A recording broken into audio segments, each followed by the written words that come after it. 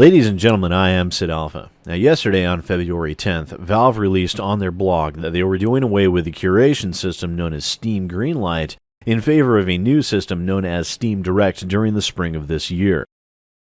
There have been a great many people that have been lauding this as a positive step and a good move going forward for Steam, but before we jump onto that bandwagon, I feel this warranted a little bit more analysis.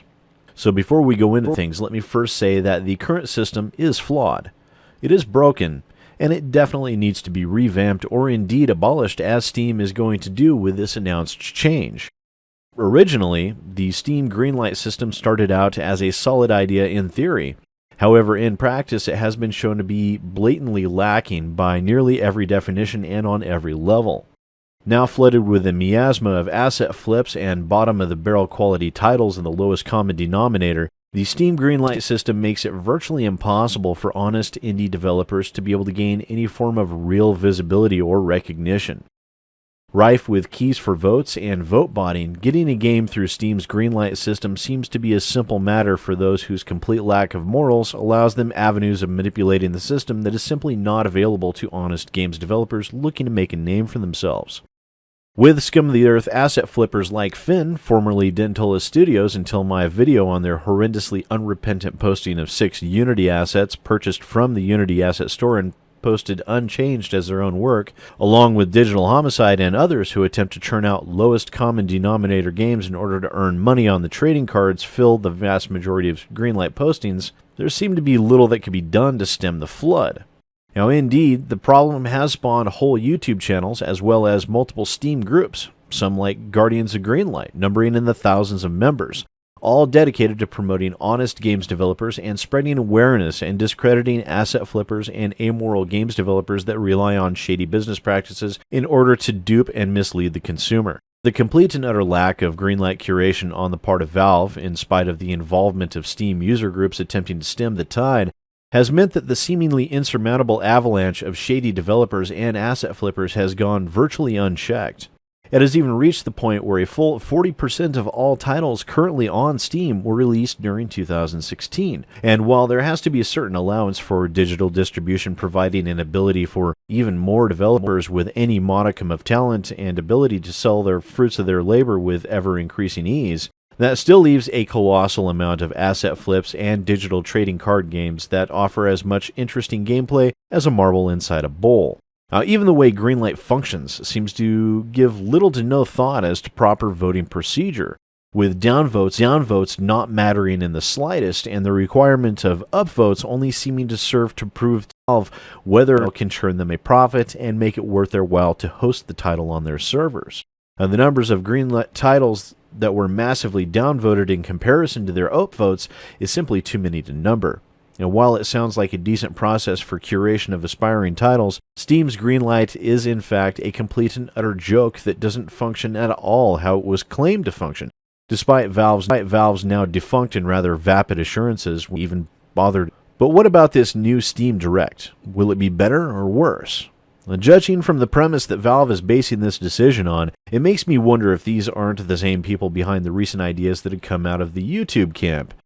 With little to no touch on the realities of the situation, Valve ignores the overshadowing issues and concerns that have developed from Greenlight and are taking steps that could potentially make it even easier for asset flippers to earn a quick buck and to turn the Steam storefront into nothing more than a giant garbage heap with a paywall being the only barrier to entry. With a stated proposed per-game posting fee of between $100 and $5,000, and judging from the proposed numbers, I'm expecting probably a closer actual price point of between $100 and $1,000, this will do little to deter the asset flippers that have brought so much grief into everyone's lives and that have made it virtually impossible for up-and-comers to stand out from the crowd. Oh, sure, there have been successes, to be sure. During their blog post, Valve themselves admit that there have now been over 100 titles that broke the $1 million bracket, but how many more successes could there have been had the trading card economy not birthed such games developers as Digital Homicide? You see, limiting the chaff makes it easier for those with actual solid content to be noticed, and this Steam Direct will do little more than remove consumer agency from the curation process. In actuality, The only real curation that I can foresee from this, given Valve's clear mentality of zero fucks given that has persisted for years, is a paywall. And while some will say that will clear up most of the asset flippers right there, that is a short-sighted outlook at its core and doesn't take into account certain facts. The Steam community totals over 126 million people across the globe. If even 1/100th of 1% purchase a $1 title, that is still over $10,000 worth of income. Even at the higher end of what developers said they would be willing to pay, the $5,000 barrier to entry mark, an asset flipper could conceivably garner a profit in the thousands of dollars for little more than a $10 Unity asset with absolutely no chance of failure and no curation to deal with outside of a paywall, which will only serve to deter asset flippers that don't have enough cash. Unfortunately, all that will do is force them to save up enough money to get started, and then they'll be off to the races, especially considering more than likely the barrier to entry will be a mere $1,000 or less. And while I know that some people may consider that price point to be too high, remember that with many PR firms out there, for you to even be able to offer review code through their platforms, some have a fee of $1,000 or more in some instances. So to be able to post your game on a storefront of 126 million potential customers, one could understand a higher barrier to entry, all things considered. Something that could help is if there were a scaled paywall for video games. One would think that a starting dollar amount of $1,000 would be appropriate, and scale it to double each time a new title is released, with a reset to the base amount after a certain period of time, perhaps every 6 months or 1 year. And once a game's development company proves themselves based on the like-to-dislike ratio of the games, then offer them a silver level status, where they pay a reduced flat rate fee for their games that would not scale based on number, given they've proven themselves capable of churning out solid content that people enjoy. This would help to severely curtail asset flip spammers from pushing through multiple titles all at once. Case in point again would be Digital Homicide, who released over 20 titles in a matter of days onto Greenlight that were mere reskins of themselves. Now, this sort of naked avarice would be highly curtailed and would help steer developers along lines of quality over quantity. Now, granted, such a system would be vastly too complicated for Valve to implement, as is evidenced by their current virtually non-existent consumer support and an utter lack of curation at every level. Now, considering all of this, I feel that while the Greenlight system is completely broken and a bot-filled morass of lies, greed, and double-dealing, it still has some potential. If it had time to avoid botting and were to actually take into account the negative votes as opposed to simply relying on hitting a magic number of upvotes, it might be more effective. Also, having actual customer support help for when amoral asset flippers decide to start falsely blocking and deleting comments in order to protect themselves and their $10 investment would be helpful as well. With Greenlight, there's little to no recourse for the consumer to protect themselves from the actions of these greedy charlatans to begin with, but in regards to Steam Direct, there will be even less. And don't get me wrong, my providing Steam Direct a swift kick in its teeth before it has even launched isn't simply me attempting to look out for the consumer.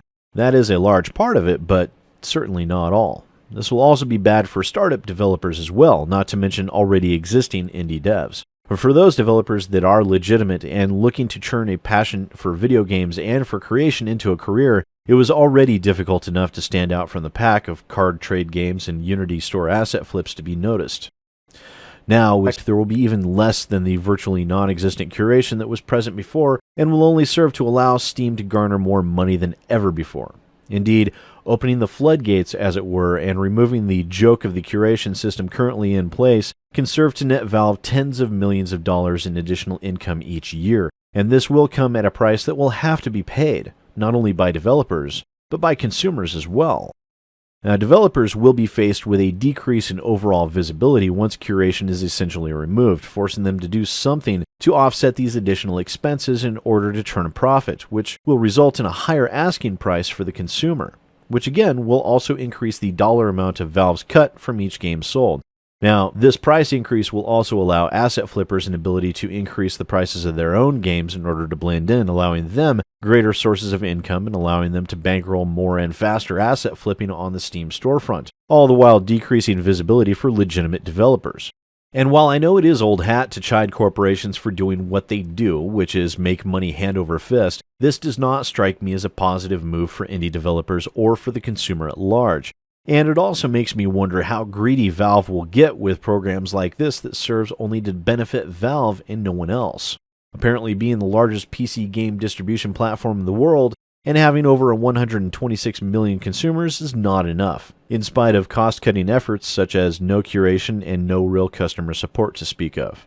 So, when I was asked what I thought of the new Steam Direct system, this was my answer. It has the potential to be beneficial if the funds that Valve garners from these posting fees were used to pay for actual curation and customer support, something that Valve has lacked in its entirety for as long as anyone can remember. In fact, Valve has perhaps the worst customer service out of any company I have ever seen, which is a shame when compared with EA's Origin. Now, say what you will about EA and the Origin software themselves, you'd most likely be correct. That said, Origin's customer support is second to none within the gaming industry, and anyone who actually works as an Origin customer support tech earns my respect outright. Now, the platform and the corporation is absolute garbage, but their support system is unparalleled in helpfulness and customer satisfaction, and if Valve were to devote these funds that they will be garnering from the Steam Direct system towards turning their customer support into something even more resembling Steam's Origin, then I feel it would be money well spent. Throw in actual curation to help keep out the detritus on top of it and allow for greater visibility for real developers, then this system could actually be genuinely beneficial. And I would be fine with the developers being forced to charge an extra 50 cents or $1 in order to cover their expenses, but that tolerance and acceptance only extends to legitimate games developers. Unfortunately, asset flippers and trading card business model games will attempt to exploit this as well. Now, unfortunately, this is the real world, and for Valve to implement something resembling curation and customer support would be to exhibit behavior that would be completely anathema to their actions thus far. In spite of all abilities given Valve's actions to date, I do not foresee this being a positive move for developers or for consumers and will only serve to benefit Valve themselves. That said, be sure to tell me what you think about Steam Direct. Will it be all that we want and more, or will it be more what I fear it will be? Let me know in the comments. And don't forget to like and share this video. This affects everyone, and everyone deserves to be aware. If you're new to the channel, then don't forget to hit the subscribe button if you liked this video, and do check out my other videos as well. Thanks for watching, ladies and gentlemen. I am SidAlpha, and I will see you next time.